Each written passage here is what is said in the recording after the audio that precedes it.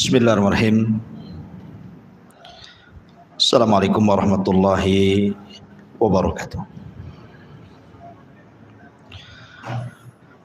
Alhamdulillah, assalatu wassalamu ala rasulillah wa ala alihi wa sahbihi wa mawalah wa la hawla wa la quwata illa billahi wa ba'du. Alhamdulillah, di malam hari ini kembali berkumpul di Masjid Pontrenis dan kita masih meneruskan kajian tafsir surah Al-Baqarah, masih membahas ayat ke-92. A'udzubillahi minasyaitonirrajim. Bismillahirrahmanirrahim.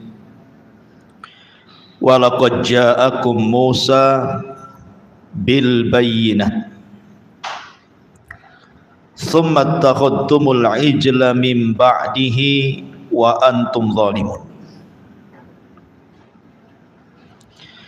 Wa id akhadna mitsaqakum wa rafa'na fawqakumut tur khudhu ma atainakum biquwwati wasma'u qalu sami'na wa asayna wa ushribu fi qulubihimul ijla bi kufrihim qul bi'sa ma ya'murukum bihi imanukum in kuntum mu'minin. Dan sungguh telah datang kepada kalian Musa bil bayyinat, dengan bukti-bukti kenabian, maksudnya mukjizat kenabian.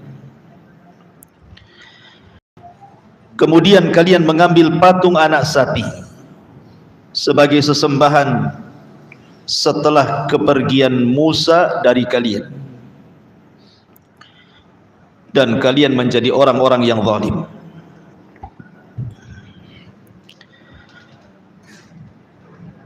Dan ingatlah ketika kami mengambil perjanjian dengan kalian, lalu kami angkat gunung Saina di atas kepala kalian, seraya berfirman, pegang teguhlah apa yang kami berikan kepada kalian, kemudian dengarkanlah. Tapi Bani Israel menjawab, kami siap mendengarkan, tetapi kami tidak siap mentaati. Kenapa demikian? Karena telah dimasukkan ke dalam hati mereka kecintaan kepada patung anak sapi itu, tentu kekufuran mereka. Maka katakanlah kepada Bani Israel, sangat buruk apa yang diperintahkan oleh keyakinan kalian kepada kalian, jika kalian orang-orang yang beriman. Pada minggu yang lalu kita sudah menjelaskan bagaimana Nabi Musa alaihi salatu wassalam datang kepada Fir'aun, kemudian terjadi dialog. Kemudian Allah subhanahu wa ta'ala berikan banyak mukjizat kepada Musa, yang itu dilihat dengan kepala mata orang-orang Bani Israel ataupun Fir'aun dan juga kaum Kibti. Secara singkat saya ulas. Di antara mukjizatnya Nabi Musa alaihi salatu wassalam, pertama disebutkan dalam surah Al-A'raf ayat 133. Fa arsalna alaihimut tufan wal jarada wal kummal wad dafadir wad dama ayatin mufassalatin fastakbaru wa kanu qauman mujrimin. Maka kami kirimkan kepada mereka tufan, angin yang menghancurkan ladang-ladang mereka. Ini mukjizat yang pertama. Kemudian disebar belalang, di mana-mana ada belalang, sebagai hama bagi tanaman-tanaman Bani Israel dan juga kaum Kipti. Kemudian disebar kutu di mana kutu ini menyiksa badan-badan mereka, kemudian katak dan darah, di mana air minum berubah menjadi darah. Ada yang mengatakan darah itu keluar dari badan-badan mereka, hidung, mata, telinga, dan begitu seterusnya. Dan itu sebagai bukti-bukti yang jelas, tetapi mereka tetap menyombongkan diri mereka, dan mereka adalah kaum yang suka melakukan dosa. Kemudian yang kedua, mukjizat Nabi Musa adalah tongkat dan juga tangan bisa bercahaya. Sebagaimana Allah Subhanahu wa taala berfirman, "Wa adkhil yadaka fi jaybika takhruj bayda min ghairi su'in fi tis'i ayatin ila fir'auna wa qaumi." Dalam An-Naml 12 Allah katakan, dan masukkanlah tanganmu wahai Musa ke leher bajumu, niscaya ia akan keluar menjadi putih bersinar tanpa cacat. Dan mukjizat ini termasuk 9 macam mukjizat yang akan dikemukakan kepada Fir'aun dan kaumnya. Ini menunjukkan bahwa tangan Musa bercahaya. Kemudian juga tongkat menjadi ular, sebagaimana Allah mengatakan dalam surah Al-A'raf ayat 107, fa'alqa asahu fa'idha hiya thu'banun mubin. Ketika Musa melempar tongkatnya, tiba-tiba tongkat itu menjadi ular besar yang sebenar-benarnya. Kemudian yang ketiga, Allah kirim pacekli dan kemarau, dan itu disebutkan dalam Al-A'raf ayat 130, walaqad akhadna ala fir'auna bisinin wa naqsin minas samarati la'allahum yadhakkarun. Dan sungguh kami telah menghukum Fir'aun dan kaumnya dengan mendatangkan musim kemarau yang berkepanjangan bertahun-tahun dan kekurangan buah-buahan agar mereka mengambil pelajaran. Kemudian juga mukjizat yang lain, Allah turunkan awan kepada Bani Israel yang menaungi mereka di tengah padang Sahara. Bahkan Allah kirim makanan dari langit yang disebut dengan manna dan salwa, dan itu disebutkan dalam Al-Baqarah ayat 57. Wa dhallalna 'alaikumul ghamam wa anzalna 'alaikumul manna was salwa kulu min thayyibati ma razaqnakum wa ma zalamuna walakin kanu anfusahum yadhlimun. Dan kami naungi kalian dengan awan, kami turunkan kepada kalian manna dan salwa, makanan yang lezat dari langit. Makanlah makanan yang baik-baik dari rizki yang telah kami rizkikan kepada kalian. Mereka tidak menzalimi kami, justru merekalah yang menzalimi diri mereka sendiri. Kemudian juga di antara mukjizat Nabi Musa adalah batu yang dipukul dengan tongkat keluar 12 mata air, dan itu disebutkan dalam Al-Baqarah 60. Wa idistasqa Musa liqaumihi faqul nadrib bi asakal hajar fanfajarat minhu 12 aynan. Dan ingatlah ketika Musa memohon air untuk kaumnya, lalu kami firmankan, pukullah batu itu dengan tongkatmu, maka memancarlah daripadanya 12 mata air. Kemudian yang lebih hebat lagi adalah Musa membelah lautan, dan itu disebutkan dalam surah Asy-Syu'ara ayat 63, fa'auhayna ila Musa anidrib bi asakal bahra fanfalaqa fakana kullu firqin kataudil azim. Lalu kami wahyukan kepada Musa, pukullah laut itu dengan tongkatmu, maka terbelahlah lautan itu menjadi 12 jalan, dan setiap belahan seperti gunung besar. Asy-Syu'ara ayat 63. Dan tentu yang paling besar dari mukjizat yang Allah anugerahkan kepada Musa adalah kitab Taurat itu sendiri, yang menjadi pegangan Bani Israel. Itulah sekilas tentang mukjizat Nabi Musa. Kita kembali kepada kisah. Jadi setelah Nabi Musa alaihi salatu wassalam kemudian mendebat Fir'aun dan mengalahkan tukang-tukang sihir Fir'aun, Bahkan seluruh tukang sihir Fir'aun bertobat kepada Allah Subhanahu wa taala lewat Nabi Musa. Sampai Ibnu Abbas radhiyallahu anhu mengatakan, lihat tukang-tukang sihir itu di pagi hari mereka saharatun fajar, tapi di sore hari mereka syuhadaun barara. Pagi hari mereka tukang sihir yang jahat, tapi di sore hari menjadi para syuhada yang baik. Maka kemudian Musa pun setelah peristiwa itu, maka Musa menyingkir ke Bani Israel selama bertahun-tahun, berdakwah di tengah Bani Israel tanpa gangguan Fir'aun.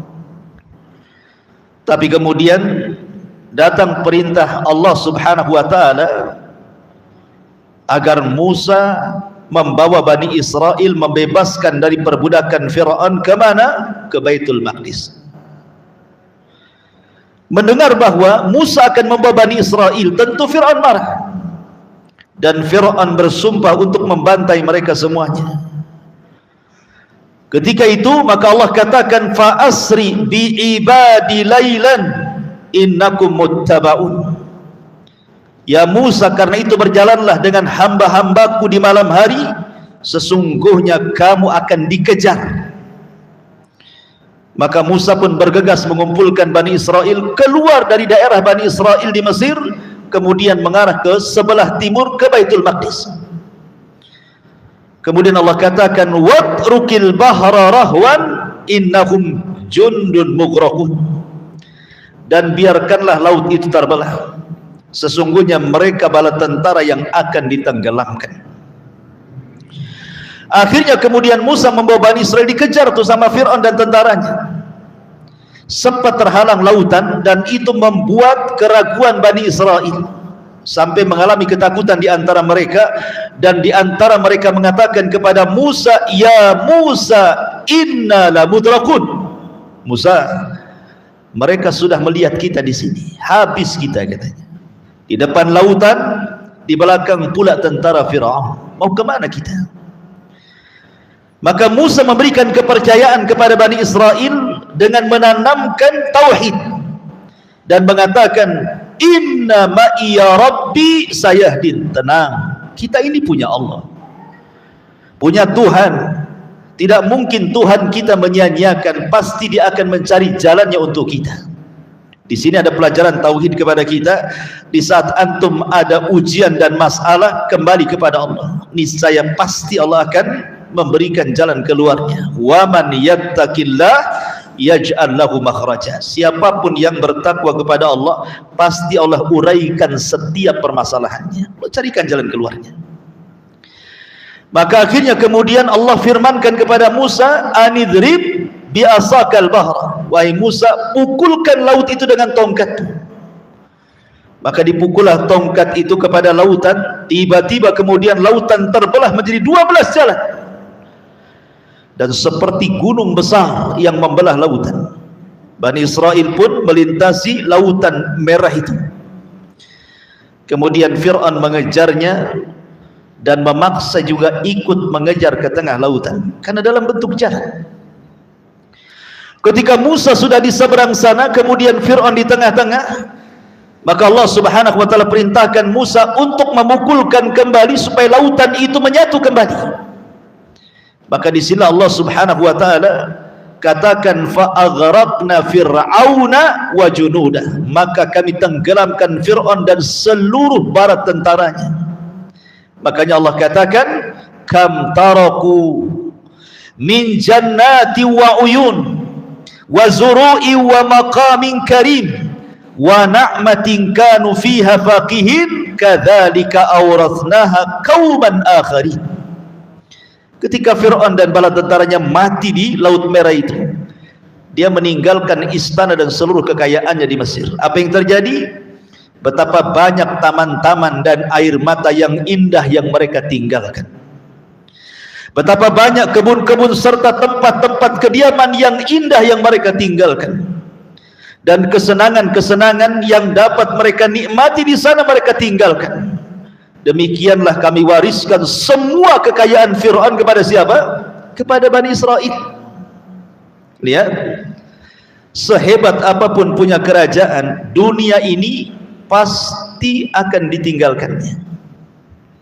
Di sini ada pelajaran, jangan sombong. Lihat Firaun yang dia katakan bahwa seluruh sungai-sungai dan laut Mesir itu min tahti, semua ada di telapak kakiku. Ketika dia sombong mengatakan seperti itu, maka Allah tenggelamkan di laut itu. Ketika dia sombong mengatakan bahwa seluruh lautan dan sungai Mesir berada di bawah kakiku, Allah tenggelamkan pula di lautan. Ini pelajaran kepada siapapun yang congkak dan sombong, bahwa kesombongan itu ada akhirnya. Dunia ini pasti berubah, dan berubah itu ketetapan Allah Subhanahu wa ta'ala. Dulu Anda kaya, banyak jabatan, bisa memerintah, rupanya ada waktunya. Lihat Firaun.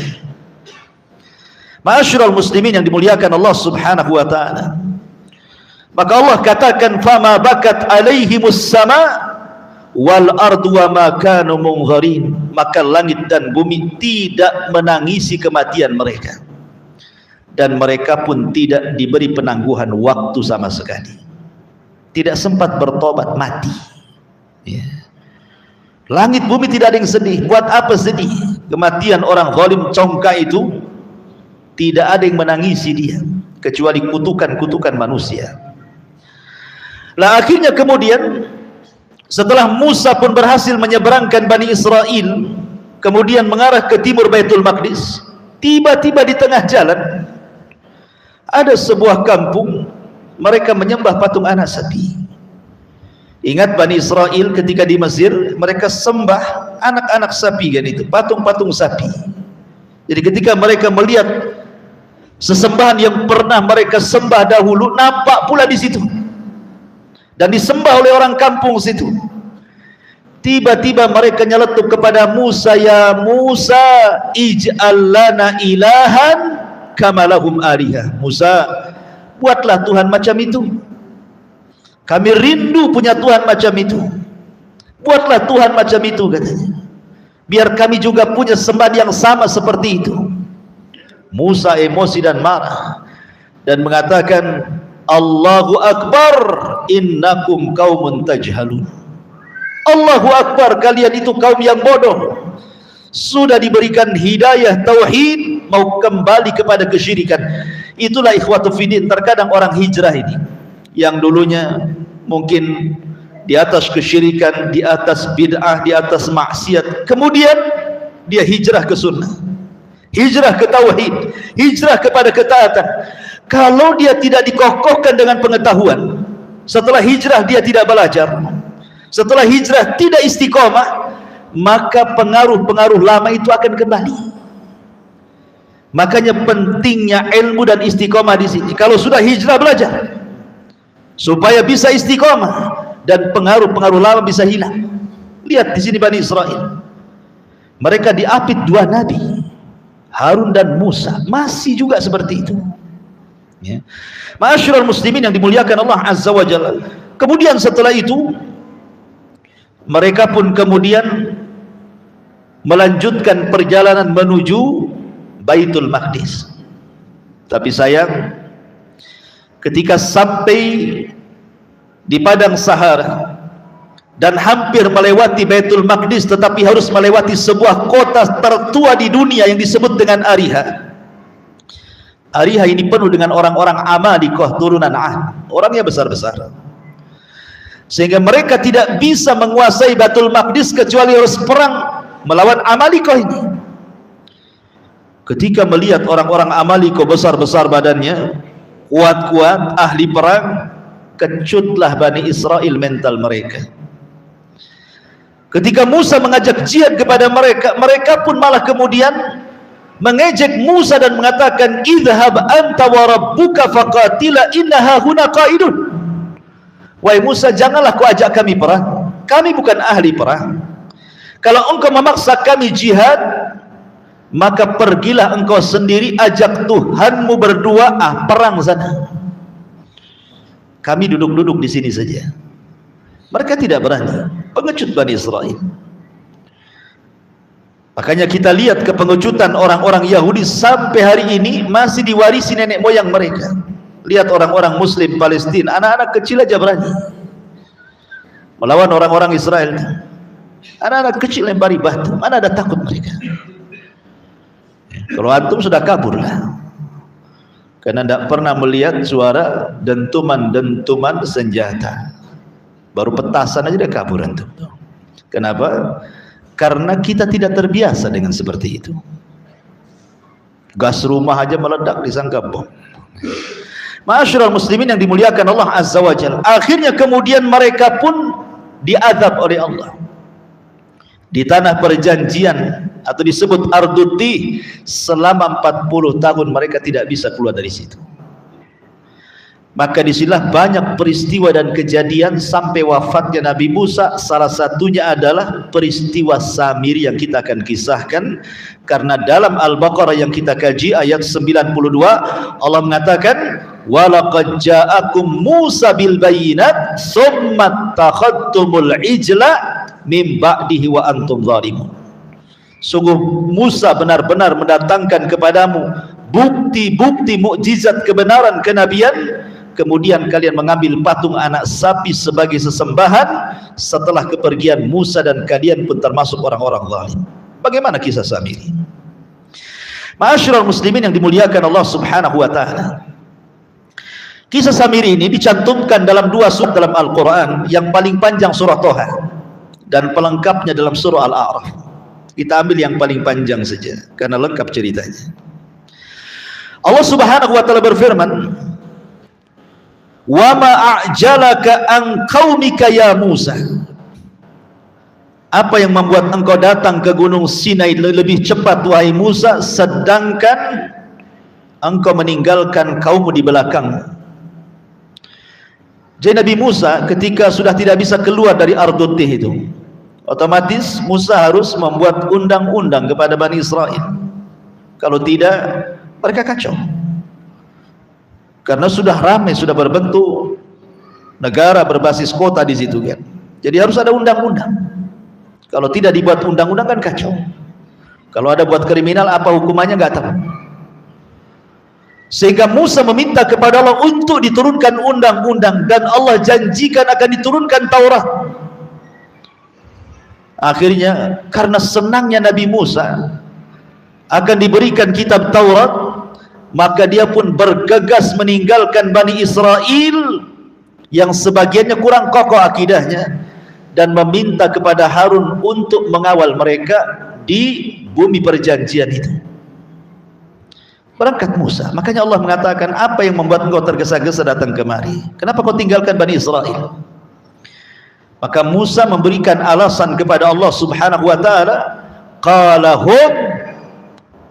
qala hum ulai ala athari wa ajiltu ilaika rabbi litarda. Ya Allah, sesungguhnya mereka ala athari akan menyusul kepadamu.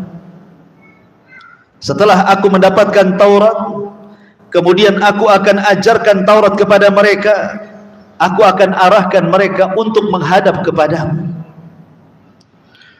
Kemudian Musa mengatakan, wa ajiltu, adapun sebab aku tergesa-gesa, kata Musa, ilaika rabbi litarda, agar aku bersegera kepadamu ya Rabb, supaya aku mendapatkan redha, supaya kau senang, maka aku bersegera datang kepadamu.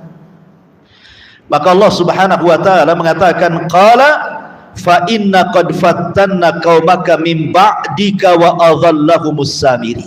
Musa, engkau tergesa-gesa datang kemari, harusnya aku perbaiki dulu Bani Israel.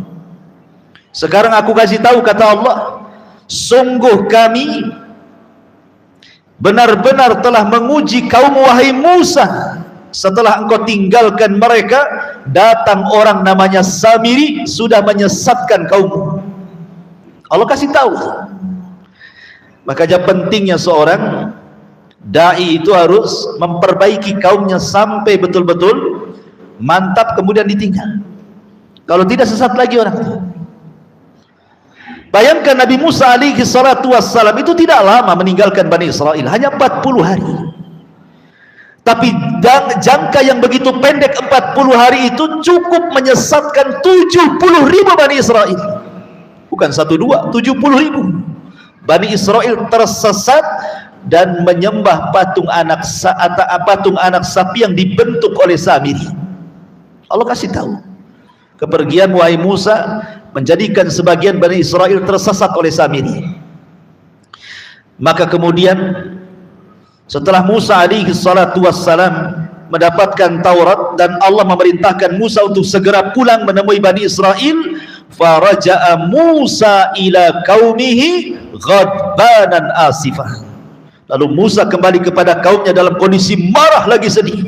Bagaimana mungkin hanya 40 hari saja bisa tersesat, padahal di tengah-tengah mereka ada Nabi Harun. Coba bayangkan, kenapa Harun tidak bisa untuk menjaga akidah Bani Israel sepeninggalnya? Makanya nanti ada dialog antara Musa dengan Harun. Musa meminta pertanggungjawaban kepada Harun, kenapa engkau biarkan mereka tersesat? Coba lihat bagaimana Bani Israel, mereka mudah sekali untuk tersesat. Ini pelajaran bagi kita. Jangan pernah meninggalkan ta'lim. Jangan pernah meninggalkan ta'lim. Hadir di majelis ta'lim. Kalau orang terlalu lama meninggalkan majelis ta'lim, akhirnya futur, ikhwan. Pengetahuan tidak punya, di luar banyak syubhat dan syahwat, terkadang terlena dengan syahwat, akhirnya makin futur, ataupun terkena syubhat, akhirnya kemudian berpindah kepada pemahaman sesat. Jangan lama-lama. Makanya kenapa Rasul menasihati kepada Handalah, walakin ya Handalah sa'atan. Akan tapi wahai Handalah, kau boleh bekerja, tetapi berikan waktumu untuk hadir di majelis ta'lim. Buat jadwal. Ya. Hari ini saya nganggur, hari ini saya harus ikut kajian ini, besok saya kerja. Seperti itu. Kalau tidak bisa secara rutin gitu ya, seminggu berapa kali, pokoknya dalam 1 minggu itu minimal 1 hari lah kita hadir di majelis taklim supaya mengokohkan akidah, karena Allah lah yang membolak-balikan hati kita. Kemudian Musa mengumpulkan Bani Israel dan mengatakan, ya qaumi, alam ya'idkum rabbukum wa'dan hasana, afatala alaikumul ahdu, am aradtum an yahilla alaikum ghadabun min rabbikum fa akhlaftum maw'idi. Lalu Musa berkata, wahai kaumku Bani Israel, bukankah Allah Tuhan kalian telah menjanjikan kepada kalian satu janji yang baik? Aku sudah bicara dengan kalian bahwa kalian akan mendapatkan undang-undang kitab dari langit. Hanya 40 hari saja aku tinggalkan kalian. Apakah masa perjanjian itu terlalu lama bagi kalian? Apakah 40 hari terlalu lama bagi kalian sehingga kalian langsung kufur seperti ini? Atau kalian memang menghendaki agar kemurkaan Allah menimpa kalian sehingga kalian melanggar perjanjianmu dengan diriku, kata Musa. Maunya kalian itu apa? Masa 40 hari bisa tersesat? Tetapi nanti di akhir zaman Nabi SAW bersabda bahwa ada yang pagi harinya beriman, malamnya kufur. Ada yang malamnya beriman, paginya kufur. Karena mereka mengejar murahnya kehidupan dunia. Dan itu akan terjadi. Bukan 40 hari lagi. Pagi beriman, malam kufur. Malam beriman, pagi kufur. Itu akan terjadi kepada kaum muslimin. Ketika sudah terbuka syahwat dan syubhat, makanya Rasul mengatakan, badiru bil a'mali fitanan. Oleh karena itulah bersegeralah kalian banyak-banyak beramal sebelum datang fitnah itu. Ma'asyiral muslimin yang dimuliakan Allah Subhanahu wa taala, qalu, ketika Musa kemudian mengatakan kepada Bani Israel dengan kata-kata seperti itu, Bani Israel berikan alasan.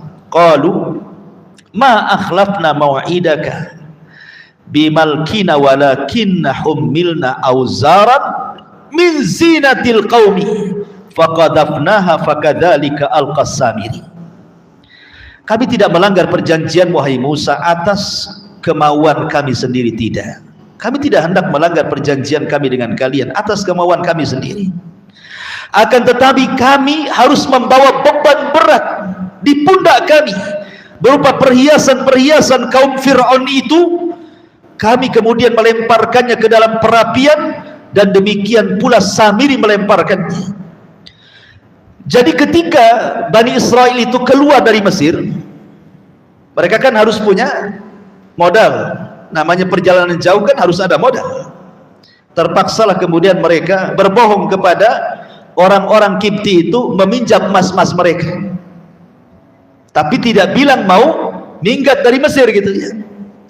Jadi banyaklah orang itu hutang kepada kaum Kipti, kaum Fir'aun itu, membawa emas-emas mereka sebagai bekal perjalanan mereka ke Baitul Maqdis itu. Di tengah jalan mereka berpikir, Fir'aun sudah ditenggelamkan, kemudian pasukannya habis, ini barang orang, kapan mau dikembalikan? Maka kami tidak bisa memakainya. Di situ pula ada munafik namanya Samiri, kemudian menjadi provokator kepada mereka dan mengatakan, kalau begitu supaya kalian hilang dari beban-beban kalian, lucutilah emas-emas kalian, lemparkan di satu lubang katanya. Akhirnya mereka pun melepaskan emas-emas mereka, diletakkan di satu lubang, diambil pula sama Samiri, lalu dibuatlah patung anak sapi, dicetak sama dia. Subhanallah, langsung jadi pula tuh. Makanya kemudian Allah mengatakan, fa akhraja lahum ijlan jasadan lahu khuwar qalu faqalu hadza ilahukum wa ilahu Musa fanasi. Kemudian Samiri dari perapian itu mengeluarkan patung yang berwujud anak sapi yang bersuara. Mereka pun berkata, Samiri mengatakan kepada Bani Israel, lihatlah Tuhan, Tuhan Musa, tetapi Musa telah lupa bahwa Tuhannya ada di sini katanya. Jadi Samiri ini subhanallah, dia membuat cerita, membuat karangan. Memang ini ujiannya. Samiri diutus kepada Bani Israel sebagai ujian, sebagaimana dulu Dajjal nanti di akhir zaman akan diutus kepada manusia sebagai ujian akan keimanan manusia, apakah jujur ataukah berdusta keimanannya kepada Allah Azza wa Jalla. Maka begitu juga Allah kirim Samiri. Sama, setiap zaman ada orang munafiknya. Di zaman Rasul ada juga ujian kan. Abdullah ibn Salul ibn Sabah mengobok-obok kaum muslimin dari dalam.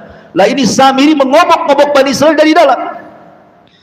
Kemudian untuk meyakinkan bahwa patung anak sapi ini Tuhan, maka kemudian Samiri membubui dengan agama dan dengan sejarah supaya nyambung, supaya yakin bahwa ini Tuhan.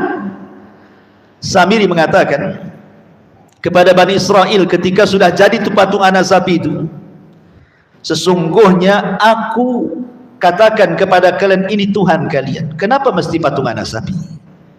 Karena ketika mereka di Mesir, mereka menyembah patung anak sapi, patung-patung sapi. Maka dibuat seperti itu sehingga mereka terkenang lagi kan dengan berhala-berhala mereka. Kemudian Samiri mengatakan di hadapan Bani Israel ini, sesungguhnya ini Tuhan kalian dan aku bisa dia buat hidup. Kemudian Samiri mengeluarkan tanah yang disimpannya, kemudian disiramkan ke mulut patung anak sapi itu. Tiba-tiba keluar suara. Takjub Bani Israel. Sudah bentuknya indah, dengan jasadnya yang sangat indah, ketambah-tambah keluar suara. Lahu khuwar. Jadi Samiri mengatakan, tahu nggak yang membuat suara patung anak sapi itu? Ini karena semburan tanah yang aku lempar kepada mulutnya anak sapi ini. Kalian tahu dari mana tanah yang kulempar kepada patung anak sapi ini? Tanah ini aku dapat dari bekas pijakan kaki Jibril. Jadi dia buat cerita dia. Jadi ketika kemudian Fir'aun ditenggelamkan dan bala tentaranya, Samiri mengatakan, aku melihat Jibril di samping Nabi Musa sedang menunggang kuda katanya. Dan ketika kaki kuda itu dipijakkan ke tanah, saat itulah Fir'aun ditenggelamkan. Maka aku ambil bekas pijakannya.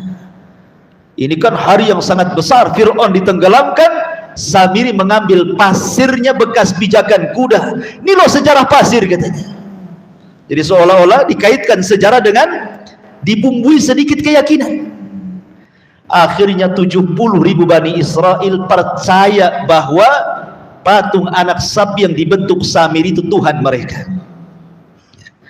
Akhirnya kemudian mereka Bani Israel menyembah patung anak sapi itu. Bayangkan 70.000 bukan jumlah sedikit, iwan banyak gitu. Mereka yakin karena kejahilan mereka. Itulah bahayanya kebodohan ikhwan, membuka pintu syirik. Sudah tahu namanya patung anak sapi itu tidak mendatangkan manfaat dan madarat. Jika berdoa kepada dia pun tidak mungkin mendengar, kalaupun mendengar tidak mungkin mengijabah. Tapi karena kejahilannya menutup otak mereka, tetap saja mereka menuhankan. Itulah kesyirikan, mencabut akal dari kepala. Kesyirikan itu mencabut kecerdasan, dibutakan mata dan hatinya. Dan itulah syaitan di belakangnya. Maka Musa memanggil siapa? Harun. Karena masalahnya Harun yang diamanahi kan untuk menjaga akidah Bani Israel hanya 40 hari saja. Walaqad qala lahum Harun min qablu ya qaumi innama futintum bihi wa inna rabbakumur rahman fattabi'uni ati'u amri. Sebenarnya Harun sebelum kedatangan Nabi Musa, ketika melihat mereka mulai berpaling dari ajaran Musa dan terpengaruh dengan Samiri, Harun ini sempat kemudian mendakwai Bani Israel dan mengatakan, wahai kaumku, sesungguhnya kalian hanya diberi cobaan dengan patung anak sapi itu, dan sesungguhnya Tuhanmu adalah Allah, bukan itu, yang maha pengasih, maka ikutilah aku dan taatilah perintahku. Tapi lihat jawaban mereka Bani Israel kepada Harun, qalu lan nabraha alaihi akifin hatta yarji'a ilaina Musa. Kami tidak akan meninggalkan patung anak sapi ini, tetapi tetap kami akan menyembahnya sampai datang Musa, dan kami akan katakan apakah ini Tuhan atau bukan. Jadi Bani Israel terpecah menjadi dua. Ada yang memang menerima nasihat Harun, mereka tidak mau menyembah. Ada yang membangkang nasihat Harun, bahkan berani untuk membunuh Harun kalau tetap melarang mereka. Sampai seperti itu. Bani Israel itu sampai mengancam nabinya mau dibunuh. Bahkan lebih daripada itu, Samiri mengatakan apa? Lihat, Musa itu jauh-jauh ke Bukit Saina mencari Tuhannya. Loh, Tuhannya ada di sini katanya. Naudzubillah. Masa mengatakan Musa kepada Musa seperti itu? Musa salah cari Tuhan jauh-jauh ke Bukit Saina, padahal Tuhannya ada di sini katanya. Dia lupa bahwa Tuhannya di sini katanya. Ini kan pelecehan kepada Nabi, kawan. Sudah Musa diejek, kemudian Harun diancam dibunuh. Luar biasa Bani Israel ini. Maka Musa pun memanggil Harun dan mengatakan, qala ya Harun ma mana'aka id ra'aitahum dhallu. Wahai Harun, apa yang menghalangimu ketika engkau melihat mereka tersesat? Kenapa kau diam saja? Lihat, 70.000 nyembah patung anak sapi. Kemana saja ketika kau tinggalkan? Kemudian Musa mengatakan, ala tattabi'ani fa asaita amri. Kemudian Musa mengatakan, wahai Harun, apakah engkau hendak melanggar perintahku? Apakah engkau tidak mau mengikuti seluruh ajaranku? Qala ya ibna la ta'khud bilihyati wala birasi. Jadi Musa itu ketika memanggil Harun, Harun kan janggutnya panjang ya, rambutnya agak panjang. Ditarik itu janggut Nabi Harun sama Musa. Ya, ini janggutnya diambil tangan kiri, tangan kanannya ambil rambutnya dijambak seperti ini. Kemudian mengatakan, kemana saja kau? Kenapa kau sesatkan mereka? Lihat marahnya Musa kepada Harun. Ya, begitu orang marah ya, menjambak-jambak kan. Harun mengatakan, wahai putra ibu, maksudnya kita ini satu kandung, saudara kandung. Harun lembut orangnya. Tolong jangan kau tarik janggutku, jangan pula kau jambak rambutku. Sesungguhnya aku khawatir engkau akan berkata kepadaku, inni khasyitu an taqula farraqta baini wa baina bani Israil wa lam tarkub qawli. Sesungguhnya aku khawatir engkau akan berkata kepadaku atau menuduhku, wahai Musa, engkau telah memecah belah Bani Israel dan tidak memelihara amanatku. Aku hanya takut bahwa engkau akan mengatakan, jangan-jangan kau ini menuduhku bahwa dengan membiarkan mereka tersesat, bahwa pengaruh lebih besar dari Bani Israel daripada diriku, kemudian aku ingin mengambil pengaruh mereka. Tidak, kata Nabi Harun, aku sudah berusaha mendakwai mereka, tapi mereka mengancam membunuhku. Subhanallah. Dan ini pentingnya, seandainya Nabi Harun ikut dengan Musa, apa yang terjadi? Semua Bani Israel kufur dengan Samiri, kan? Tapi karena ada Harun di situ, masih ada rem di situ, sehingga ada sebagian yang kufur, ada yang tidak, kan? Maka pentingnya dalam sebuah tempat itu harus ada ustadz di situ, ada kiai di situ, ada tuan guru di situ, supaya bisa menjaga akidah umat. Ya. Kemudian setelah Musa berkata dengan Harun, sekarang dipanggil siapa? Samiri. Inilah tokoh besarnya yang menyesatkan Bani Israel. Dipanggilnya Samiri dan mengatakan, ya Samiri, fama khatbuka ya Samiri, apa yang mendorongmu berbuat demikian wahai Samiri? Kenapa kau sesatkan Bani Israel sebanyak itu? Qala basartu bima lam yabsur bi, faqadabtu qabdatan min atharir rasul fanabattuha wa kadzalika sawwalat li nafsi.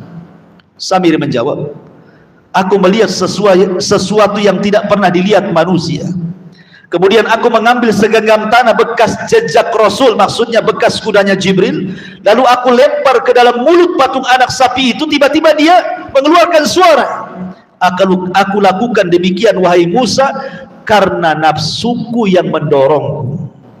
Enak kali itu jawabannya. Kenapa kau sesatkan Bani Israel? Tak tahu Musa, hawa nafsuku yang mendorongku. Kan enak itu jawabannya. Ya, kurang ajar Samiri ini. Maka Musa pun mengutuk Samiri dan mengatakan, fadhhab fa innalaka fil hayati an taqula la misas wa innalaka mau'idan lan tukhlafahu wanzur ila ilahika alladhi dhalla alaihi akifa lanuharriqannahu thumma lanansifannahu fil yammi nasfa. Musa berkata kepada Samiri, pergilah engkau, sesungguhnya dalam kehidupan dunia engkau hanya dapat mengatakan jangan sentuh aku, engkau pasti mendapatkan hukuman yang telah dijanjikan di akhirat yang tidak akan dapat engkau hindari.